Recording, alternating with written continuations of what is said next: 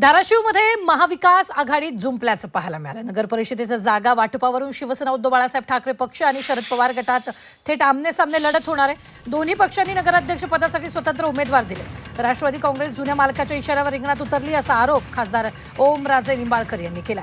तर राष्ट्रवादी काँग्रेसने आरोप फेटाळून लावलेत। जागा वाटपात आम्हाला न्यायच मिळाला नाही, आमचा पक्ष मजबूत करण्यासाठी आम्ही निवडणूक लढत आहोत। जनता ठरवेल कोण किती मजबूत, असं राष्ट्रवादी काँग्रेस पक्षाच्या प्रतापसिंग पाटलांनी म्हटलं। नगराध्यक्ष पदासाठी द्यायचं कबूल झालेलं असताना ते त्यांनी मान्य केलेलं असताना त्यांचे जे उमेदवार आता निवडणूक लढवण्यापासून राहतायत त्यांना आपण क्रॉप्ड उमेदवार म्हणून त्या ठिकाणी नगरसेवक पदाची संधी द्यायचं मान्य केलेलं असताना निश्चितपणे आपण ठरवू म्हणले आणि एका रात्रीतच असं काही घडलं। मला वाटतंय धाराशिव मधली जनता सुज्ञ आहे।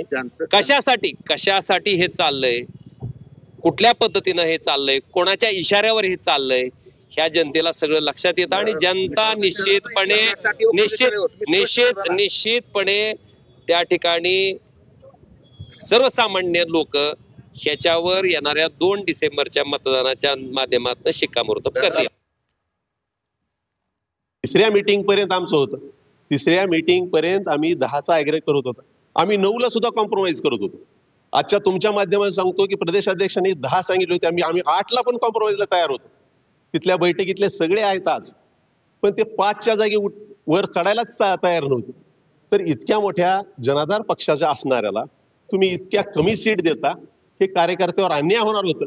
कार्यकर्ते आणि आमचा पक्ष पण सगळ्याला लोकशाहीत आहे ना, पक्ष मजबूत करायचा, त्याच्यामुळे आम्ही निर्णय घेतला। जनतेपुढे चाललोय, जनता ठरवेल की कुणाचं काम आहे कुणाचं काय ते ठरवेल, येणाऱ्या 3 तारखेला कळेल।